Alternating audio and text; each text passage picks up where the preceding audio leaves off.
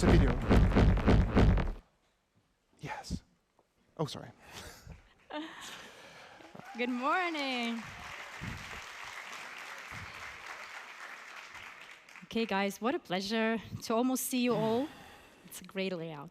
So let's go. Oh, fun. Okay. Different. So people invent things for a variety of reasons. You know, some because of their creative drive, some to make things more convenient, and some to just simply make money. But the way how the governments invented their state systems and operate based on bureaucratic procedures, paper validations and verifications is indeed rather standard. But at the same time, it is not really convenient, not in fact secure, and well, not cheap. Plus, it is also defying the essence of having a good, caring relationship with a citizen that is based on the mutual trust. Because the last thing that people actually want is to drown in the labyrinth of bureaucracy. Yet this is the thing they're actually getting. The citizen, being the main user, is often forgotten, yet he is the one paying the price. So my name is Anna, and I'm from Estonia, the Baltic state that is also recognized, not by me, as the most digital society in the world. So we only have 1.3 million of population, no oil, no gas, bad skiing weather, most startups per GDP per capita in the world, and Russia as a neighbor. So starting from scratch, indeed, in the 90s, has become one of our biggest advantages. Government digital innovation in Estonia was driven by the necessity or need to create an independent, democratic society that will be well-functioning on little human and financial resources that would be available 24/7 and location independently. It seems that the pandemic, the war in Ukraine, and overall globalization still keep our initial goals quite relevant, don't you think? So today I have an idea to change your mindset and show how we're thinking about e-governance and explain a little bit how it is built. So Estonia, in a way, is a modern showcase of what is possible when the citizen, the user, and its comfort is put into the front seat. While sitting in your chairs or in your couch, it would take 18 minutes to start a business, 11 minutes to sell your real estate, 3 minutes to declare your taxes, and 1 minute to vote. So we didn't do it by digitizing bureaucracy as it is, but by rather agreeing on a few common principles, redesigning rules and procedures, getting rid of unnecessary data collection and task applications, and also becoming open and transparent. Sorry, I'm gonna take a sip. Our policy is firm about those principles, but it actually is soft about the details, leaving them to those relevant institutions in charge. Distributed approach towards designing e-services like a microservice and managing data has been one of the success factors that leaves just enough room for change and innovation within the agreed framework. No legacy policy, at the same time, is helping our country to heartlessly drop all the legacy systems no later than every 10 years. So we're not paying up on this. It's fascinating, but in some countries like Canada, legacy systems can cost up to 90% of the state IT budget, which is like a bit too much, right? And when comparing Estonian IT budget to some of European countries, let's say UK, that is far less digitalized, we are paying 30 times more in our IT budget for the things we are actually having. It's just a bit, doesn't make any sense, right? So Estonian system is also unique because it allows for 99% of all state services being available online, anywhere in the world, during 1 interaction. So as mentioned, marriage and divorce are the only ones that we still have to physically show up to. It's kind of celebratory, both of them can be. So our system, it also allows full transparency to the data that the government is using and the processes, and is also ensuring the integrity of the system using a blockchain. Its design is also made to ensure all these important words like security, resilience, long-term sustainability, and continuity that will be kind of essential for a country to have. It is also important that this location-independent design is basically our contingency plan. In whatever military, political, or health crisis like the pandemic, or let's say natural disaster or catastrophe, this is what we actually can rely on and continue as a state, continue to provide public services. So let me give you a glimpse to the 5 key design principles that I've picked, that we are using. So the first universal principle is the use of the strong digital identity that is used for confidentiality and privacy when accessing the data, controlling access to the data, restricting it, and also saving the log file about each access. It's widely used both by public and private sector, so they don't invent their own thingies, mostly. The digital signature that you can issue together with eID or mobile ID elements is legally binding and is very also widely used. So initially, you can sign anything from banking payment, employment contract, voting ballot, or real estate deal. So my husband recently sold his real estate from Thailand. No big deal. So, the second principle, and I'd say the most transformative, government knows it very well, but knowing it's not the same as implementing, right? So once only means that the state cannot ask for the same information more than once and cannot store it in more than one place. So essentially, the state institutions have agreed who is going to take care of what type of data, and they collect no more. They make sure they maintain, secure, and make available the ones that they have. So this is how we avoid centralization and duplication of data within the same databases. Third principle is interoperability. Also a complicated word, the government knows. But essentially it means that all of these distributed systems, differently designed, they have to be interoperable. So they have to be able to exchange data.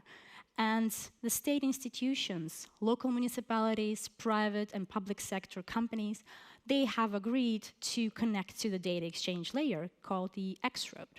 Many countries in the world, in fact, use our solution, including Finland, Iceland, and well, quite a few more.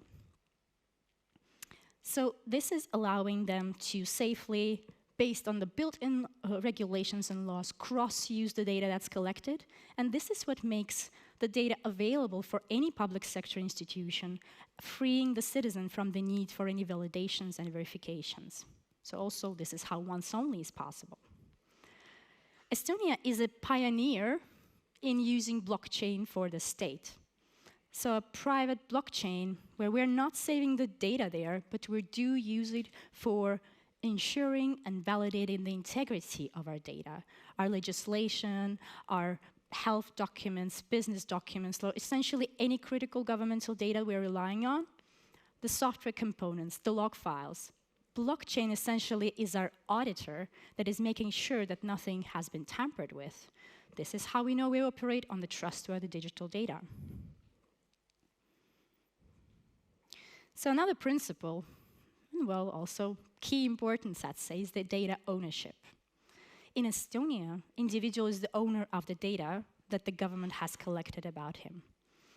Thus, has an absolute right to know what has been collected, who has been accessing it, and when. So a log file would be available in any cases when the private information has been accessed. So every time a doctor, a policeman, or a state officer of any type is accessing your personal data online, first, they log in, and this is how they get access to the data they're actually authorized to see to do their job. And secondly, a log file is saved for citizens' later on review.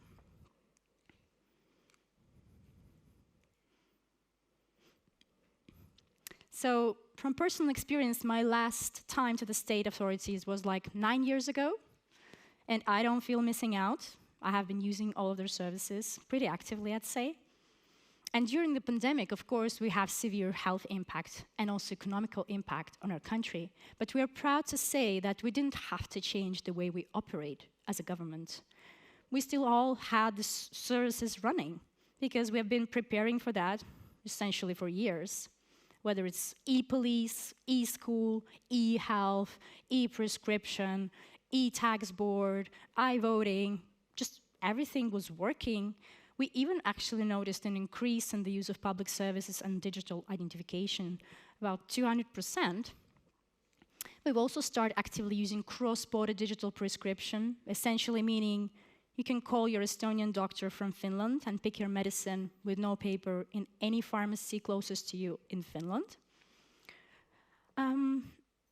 So I would say that the pandemic, from the operational perspective, had no real disruptions to the way we were doing things. So if all of that is actually old news, what is Estonia designing right now?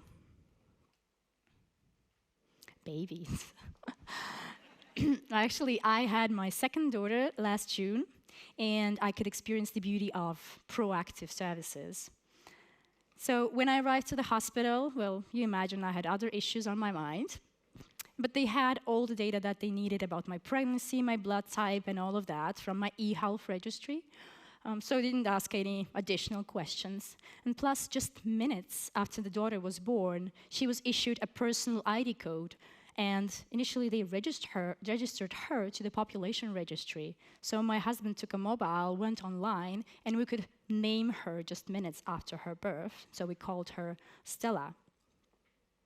And after probably a week's time, the state security services have followed up with me and invited me to a self-service environment to get familiar with a proposal that they've put together for all the family benefits, allowances, and all the things I could get from a state and I was entitled to based on my home address, based on my past income, my number of sick leaves, my salary, my status of the family, the number of my kids, and basically all the information. They had all the information they needed to do it. So they just wanted essentially a yes or no answer, like, do you want it? Okay. I really felt taken care of.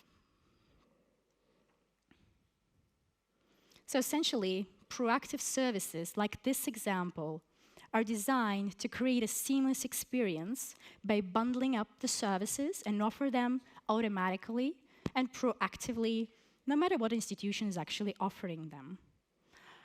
So triggered by different life events, that's why they're sometimes called the life cycle services, they will be automatically starting, whether you're retired, buying a car, having a baby, starting a family, starting a business, starting a family business, essentially in many, many cases. So we have 3 operational cases already today, the one marked, so starting a business, childbirth, and retirement, and we're working on the other, making the studies on how to more efficiently and beautifully bundle them up.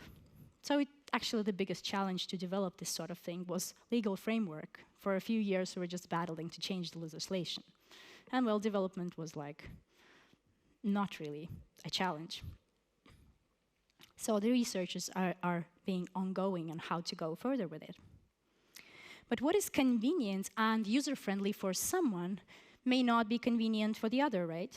Because people have different level of tech savviness, they have different channels they want to use, they speak different languages, they, let's say, have different knowledge and preparation in terms of where to turn to get your problems solved. So essentially, a future-minded government should assume users' comfort within a multitude of scenarios. So we cannot pave one single road, right? That will be fitting everyone. And we believe that artificial intelligence and virtual assistants could be a solution. Government have been working on this for a few years now under the artificial intelligence agenda. And one of the projects I want to introduce called Bureaucrat AI, essentially this is what will get us to the zero bureaucracy era. So probably we wouldn't even need staff to provide the services. Well, but we would need someone to design them, don't worry. So this essentially means that Bureaucrat AI is like an autonomous, interoperable ecosystem of different robots, both from public and private sector, that will be working together via the single channel and would be actually voice controlled from any device. So people wouldn't need to install anything, they wouldn't need to have any preparation or knowledge who even offers the services. So it will be easy, like a child. So let's say in a scenario of a childbirth, well, where my water would break somewhere in the countryside, and the second one comes much faster than the first one, women know. So I would be panicking and let's say shouting to my phone something like, I'm about to have a baby in the field, would trigger the voice assistant to say something like, congratulations, you're about to become a mother. Don't worry, honey, I will take care of everything. And then the system would ask me to look into the camera to identify me, probably put some PIN code for the identification, and then go to my e-health and verify that I'm not a psycho and I'm actually pregnant and about to have the baby. And then probably estimate how far the process is, depending on the level of my voice and shouting, or maybe asking me to time my contractions. And then locate me, locate my preferred hospital, inform the hospital and the doctor, organize a taxi or an ambulance, and all of that while calming me down with some relaxing music and breathing techniques. Another example could be exchanging your passport. Let's say I'm somewhere on my couch and my voice assistant says that, your passport is expiring in 6 months. Would you be interested in exchanging it right now? All you have to do is just take a new picture. And I say, nah, I'm in the middle of a Netflix, don't want to deal with it now. Well, the voice assistant could argue that I've noticed from your Google Calendar you've booked a tickets to Thailand in 4 months' time. And Thai people really do appreciate a valid passport. Would you still want to do it? And they obviously say yes. And let's say the assistant could guide me how to make a photo with the best angle, no smile, and all of that. Double check the address where the passport is going to be sent, and confirm what is the billing account. They will automatically bill me for it. So the biggest challenge for us in Estonia would be, of course, this voice-controlled thing in Estonian, as we're almost speaking like a secret code. Only 1 million of people in the world speaks it, so that's the bigger one. So far, Estonian system has been evolving, changing, failing, succeeding, risking it all, and this is what got us here. And this was supported by innovative policy, of course, and organizational culture to try new things and do it fast. We still don't have more resources. We still don't have more people. But the stakes and the citizens' expectations are just so much higher. So what is the government that will be relevant beyond any crisis? Really, that will be trusted, the services that will be actively used. So we believe that the future-minded government is designing services that people need, provide them proactively exactly when they're needed, rely on the channels that people actually want to use, that are inclusive, efficient, and available anytime, anywhere. So these governments would need to constantly and independently from the politics, what is also important, prove themselves being committed to this innovation strategy, making sure that the citizens, their comfort and their trust remains as the greatest priority. So there is a myth that if you have computers in your government and you use technology, it miraculously and instantly makes you a digital government. Well, as you have learned, this is not really the case. The question is, what are you going to do about this information? You're actually essentially our only hope. And meanwhile, we're working on it, Let Estonian experience be a reminder of what is possible. Thank you.